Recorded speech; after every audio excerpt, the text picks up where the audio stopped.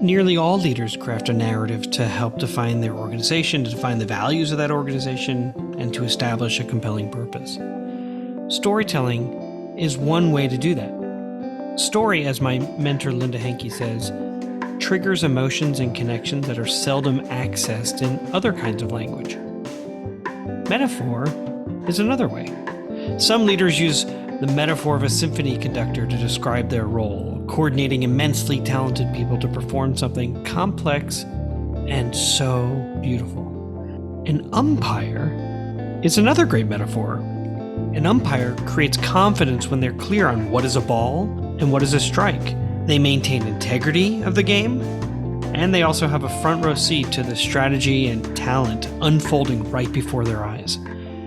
My guest today didn't tell me he had been selected to be one of 16 Little League World Series umpires in 2013. I mean, out of 10,000 people who applied from around the world. And after a 20-year process with many steps along the way, he kept progressing towards the promised land of Williamsport, Pennsylvania. And I was so thrilled to learn this, and also not surprised.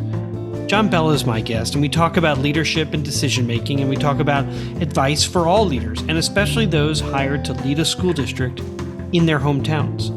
As we talk, you'll learn more about him, and one of the things you'll note is that John doesn't shy away from the professional wild pitch that was thrown, and you'll hear how he handled it. Thanks for tuning in. Today on An Imperfect Leader, John Bell is my guest. John is the superintendent of the Port Jervis School District in Port Jervis, New York, and he's been in that role since 2022, but he's not new to Port Jervis. He previously served as the assistant superintendent for instruction, and before coming back to the district, he was superintendent at a neighboring district for 10 years.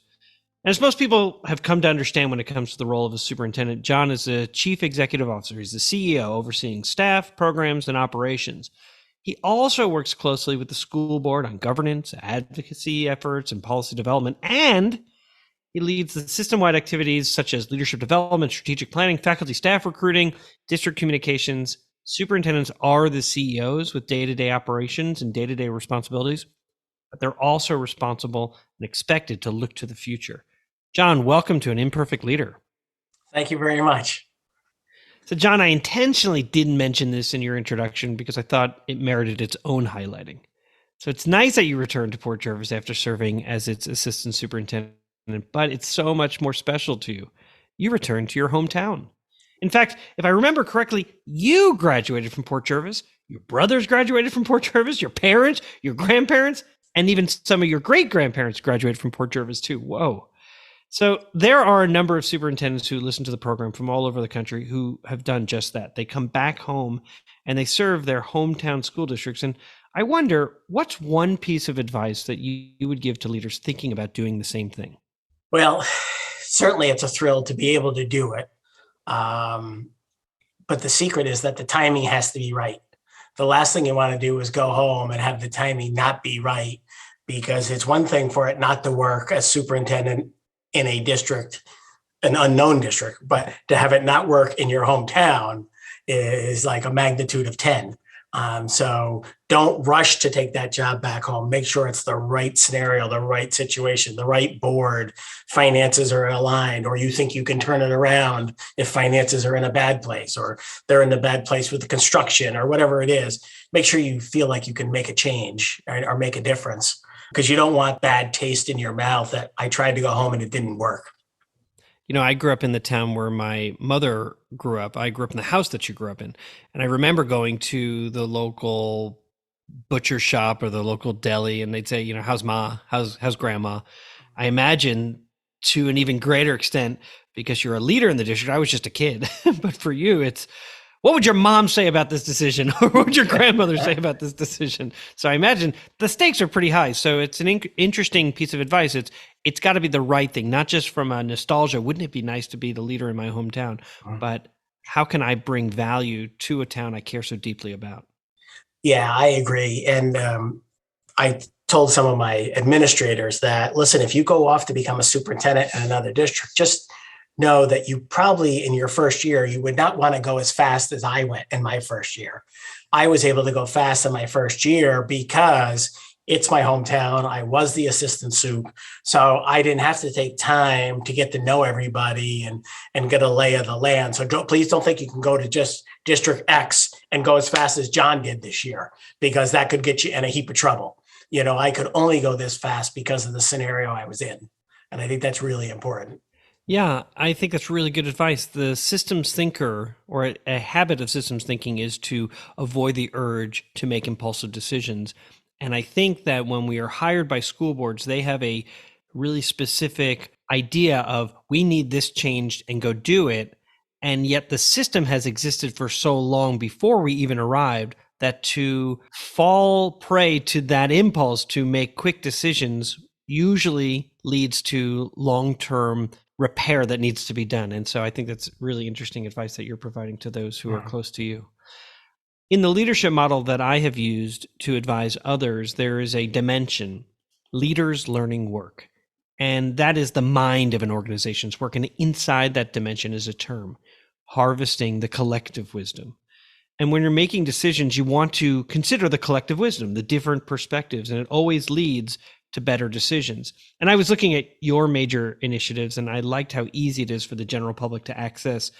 It's people, programs, and facilities. And I was looking at your strategic plan page, and I absolutely loved how intentional you are to include teachers, support staff, parents, community members, high school students, administrators, and school board members in that process. And I just love that student voice in particular, because they will teach us a great deal about what's working and what's not working in our schools.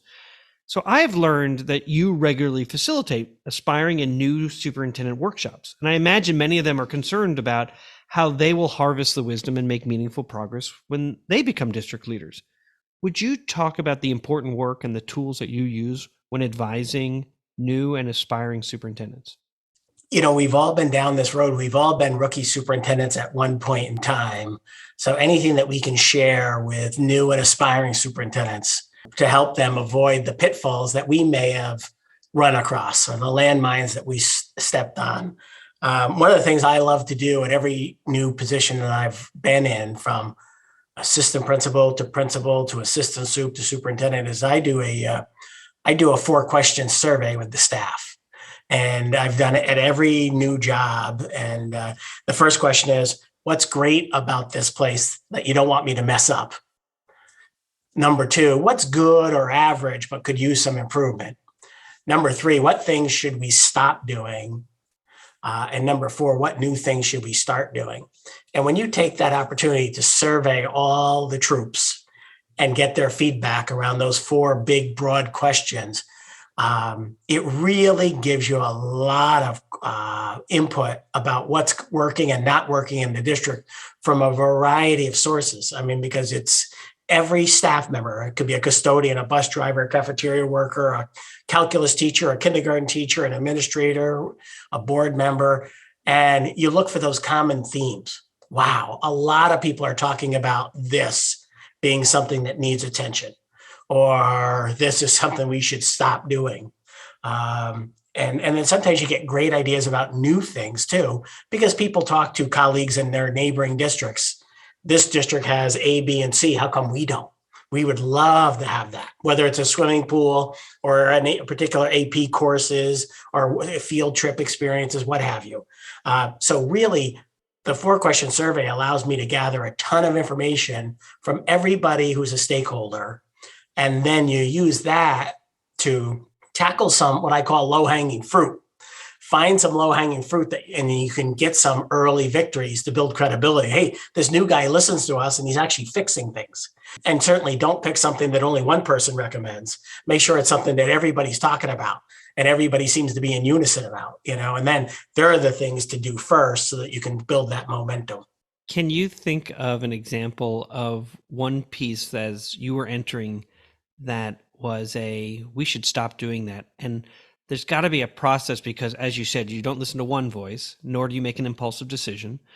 You begin thinking and talking and learning more about that topic. And I'm just curious. I could imagine as new people are entering districts, they're going to be told this is not working and we need to stop it. Could you go a little bit deeper? And if you have an example, great, about how you go about sort of moving towards the discontinuing of whatever it is that they're doing? Sure. I think back to when I was actually a principal. There was a careers program through Johns Hopkins called Bridges. And the teachers in the particular middle school where I became the new principal, they just hated it. They hated it. And I think it wasn't the product. I think it was the rollout. The administrators did a poor job rolling it out. And in that next faculty meeting after the 4-question survey, so figure I've been there maybe a month, there was this large, probably a 5-inch 3-ring binder from Johns Hopkins, and I threw it over my shoulder into the garbage pail behind me, and they went crazy. They just loved the visual of me throwing it away. And then after the meeting, my assistant principal says, okay, we got rid of that. What are we doing next? I said, I don't know, but we got about a month. So the next faculty meeting, we figure it out. No offense, John Hopkins. Your work is great. That's right. Great. I've now lost them as a sponsor. Thanks a lot, John. Great product, poor implementation. That's what it was. You said that. You made that very clear. John, I'd like to ask you the question I ask of every guest who comes on the podcast. How does the term an imperfect leader resonate with you? Well, if anybody went into this job thinking they're perfect, they're going to get a real smack in the face, a harsh reality to realize that, listen, even if you think you're perfect, even if you did a wonderful job choreographing this, there are going to be people who don't like it, and they're probably going to tell you about it. I think it was Mike Tyson that said, everybody has a plan until they get punched in the face, and then it's time they have to come up with a new plan, because all that plan and 8 months of training doesn't do anything. If I hit you square on the nose and you're bleeding, you can't see, and et cetera. So the hardest part about this job is developing a thick skin. If you've been sheltered, you've worked in environments where you haven't been publicly attacked, you may be in a little bit of a deficit moving into the superintendency because you may not have developed that thick skin yet. And we'll be right back. An Imperfect Leader is underwritten in part by the Water Center for Systems Thinking. Founded by Jim and Faith Waters, the Water Center for Systems Thinking is an organization dedicated to helping individuals and institutions design systems to help them make more thoughtful decisions. Check out the Water Center for Systems Thinking at their website, watercenterst.org.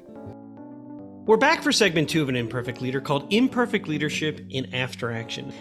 And in this segment, we ask our guests to deconstruct a decision that they have made, and then we discuss it. What happened? The one story I'd like to share is it was regarding a band teacher. And I always talk about athletics, music, drama.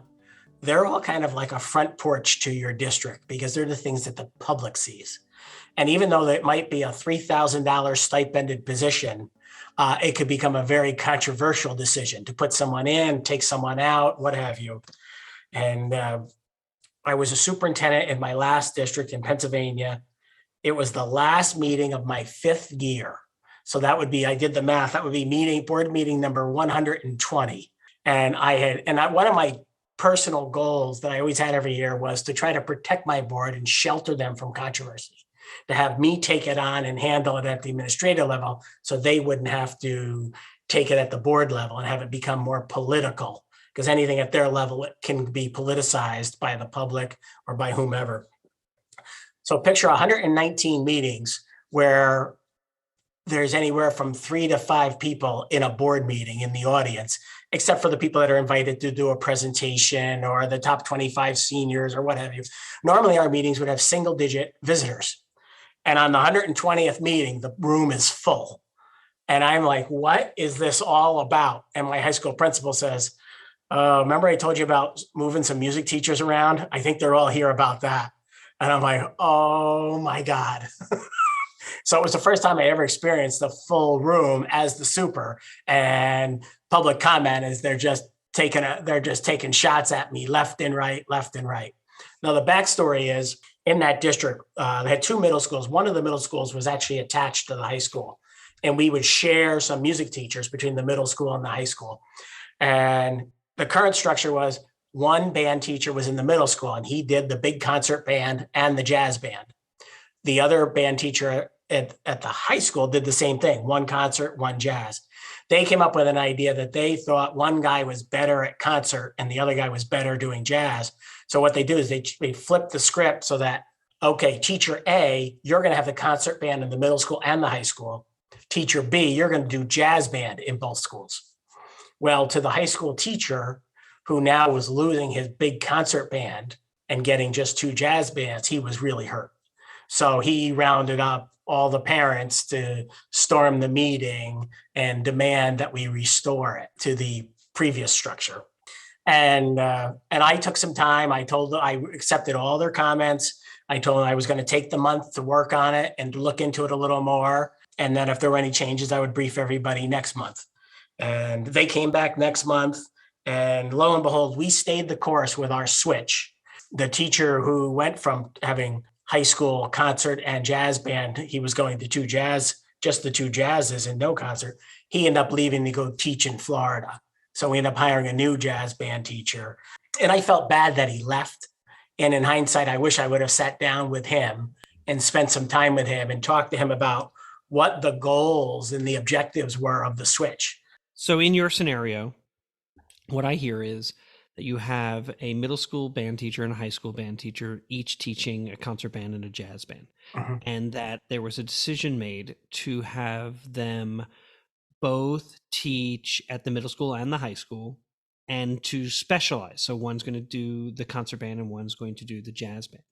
I could imagine that there were some ideas about how that could also continue to grow their programs, because the high school band teacher would be working with middle schoolers. And so kids would sustain and stay in band because they would know who their high school band teacher was going to be, that there would be a relationship there if they were going to do jazz band, right? Correct. And same thing for concert band. So they would be able to maintain the relationships over 7 years as opposed to having one for 3 years and then one for 4 years. So that could be, particularly in a smaller district, a really nice way to keep your program thriving. What I think I hear you saying is that may not have been communicated clearly, or at least to the extent that both individuals felt valued. And so one marshaled and mobilized the public because, as you said earlier, athletics, music, drama, those are forward facing for a community and can produce drama when things are not going so well. And so what typically had been a fairly routine, small audience for your board meetings turned into your own sort of theatrical event. Right. And so here you were saying, I'm going to come back a month from now after I've done some research and done some thinking, and you stayed the course. So you were beginning to tell me a little bit about what got overlooked. Did I capture it so far in how I understood it? Absolutely. Yes. Okay. So what got overlooked? Well, I think in hindsight, this was a plan that was developed by the principals, and they had talks with the teachers. The person who was going to pick up both concert bands was fully on board. It was the gentleman who was going to pick up both jazz bands that wasn't. And in hindsight, I wish I would have sat down with him. It's somebody that I've known. He was a teacher in the district for quite a long time. And, even back when I was a principal in the district, and I wish I would have sat down with him and said, hey, this is the scoop. This is what we're trying to, our objective of what we're trying to get to, our goal. It's not about you being bad at one thing or another. It's about continuity. And he had a love for jazz. So I thought it would be great if he was our jazz guru from top to bottom, from grades 6 to 12. But I never had that conversation with him. It was strictly done at the principal level. And I feel to this day, I still feel bad. I felt like even if he didn't want to make the move, I think he would have felt a little better about it had we had that heart-to-heart conversation. Yeah, he may have felt valued. You know me, we've worked together. Yeah. And when one is not clear on the why, it is human nature to begin writing your own narrative about why. And so it sounds like that may have been overlooked. What did you learn about relationships, or what new relationships were formed? Well, I felt bad about the jazz teacher because I felt like our relationship was never the same, obviously. And then he subsequently left. My relationship with the other teacher grew exponentially because in addition to being concert band in both schools, we didn't have a marching band. And we're a class 6A football, which is the largest football in Pennsylvania. And football in Pennsylvania is another world. It's like Texas and Florida. And he also started our marching band. So my relationship with him grew exponentially over the years, from being the guru of concert band and then taking over the marching band, which probably had 6 teachers were part of the marching band, to really make it grow. So unfortunately, I'd love to be able to tell you that both relationships were great, whereas one faltered and went by the wayside as someone moved away, and only one of them improved. I imagine as you were talking about what got overlooked, it sort of bled a little bit into relationships in terms of learning about relationships, how important it is to make decisions with the people most impacted by that decision, that potentially they could have helped in terms of saying, yeah, there's a real opportunity here for us to work collaboratively and work together. And instead, when the decision may have been made by principals initially, and then being sort of told that this is how it's going to be, that relationship piece became even more important in terms of you make decisions with those impacted by that decision. I imagine subsequent decisions as you were doing that as a principal, and then as you moved into the central office role, that you started to really remember that as an experience that you did not want to duplicate. At that time, the board had no idea that we were making a transfer. We normally gave them a list in the summer of any transfer so that they were aware before school started. So this was in June, a week after school closed. And they got hit with like, what in the world is this all about? Why are all these people here?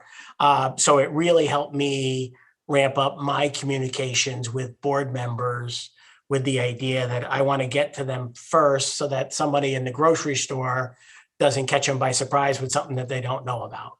That is a super piece of advice for all of us as administrators, and particularly if you're a superintendent. The least popular decision you can make is to make one that does not include the Board of Education. And if they start finding out about it in the grocery store, at the market, in town somewhere, they begin to lose trust in their leader because they believe that you are making decisions without them. So that's a super relationship piece, not just internally the system, but externally with your Board of Education. Wow.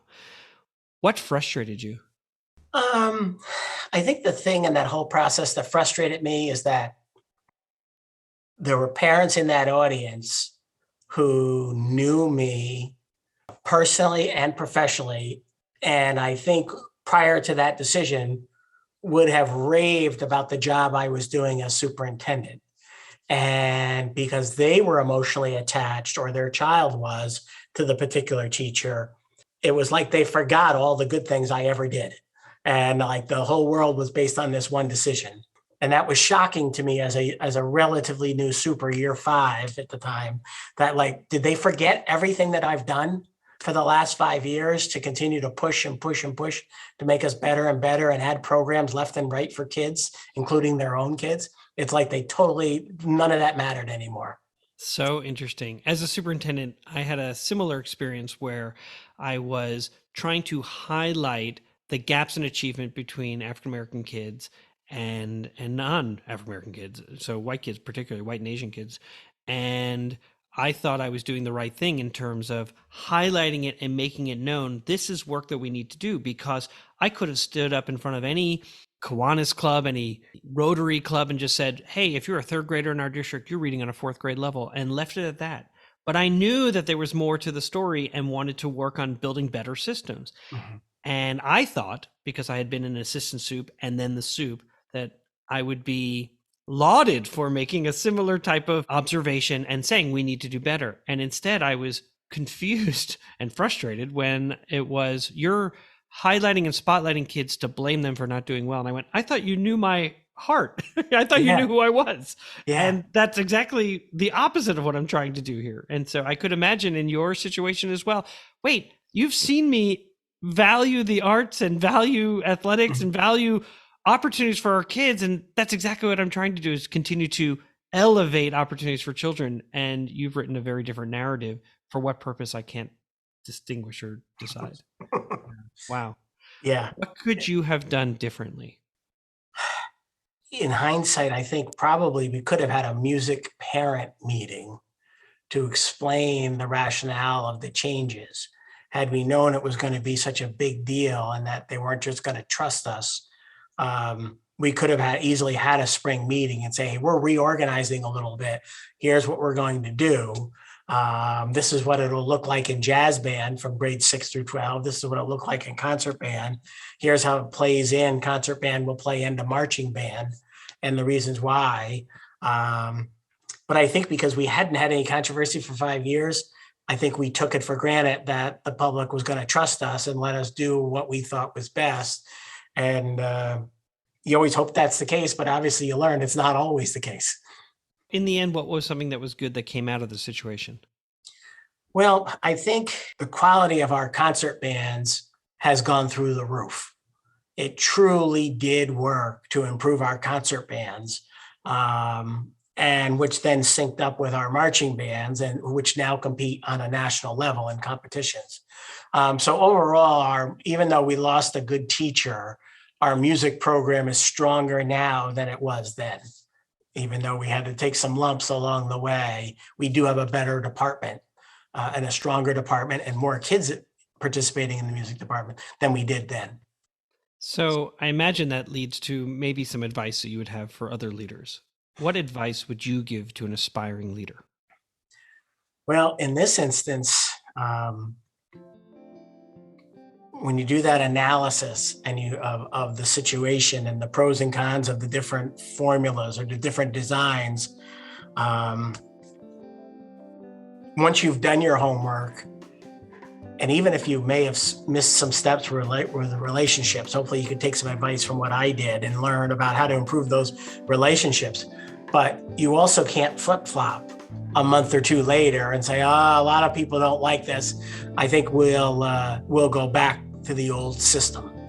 If your principals and you have put all the time in this and you really believe it's going to work, the people in the audience have not put the time in that you have. They are not in the buildings every day. They don't know the strengths and weaknesses of the teacher. They just know whether their kid likes the teacher or not, and that's what they're basing it on. So sometimes you have to separate the emotion from the logic, and sometimes you have to stay the course. My guest again was John Bell, Superintendent of the Port Jervis School District in Port Jervis, New York. And this has been a real joy. Thank you so much for being my guest. Thank you for your wisdom and for supporting your hometown district, but also for supporting all those aspiring and new educational leaders. This has been an important legacy, certainly, this conversation. Thank you so much. My pleasure. It's not always a fun story to revisit, but it's a learning experience. Music for an Imperfect Leader was written and arranged by Ian Varley. Sam Falbo created the Daruma doll butterfly artwork. Imperfect leadership is not a scarlet letter. It is a badge of honor. It recognizes that serving as a lead learner is about being a vulnerable leader, an empathetic leader, a compassionate leader. And I'm proud to be an imperfect leader, so I hope you'll join me next time for another episode of An Imperfect Leader, Leadership in After Action.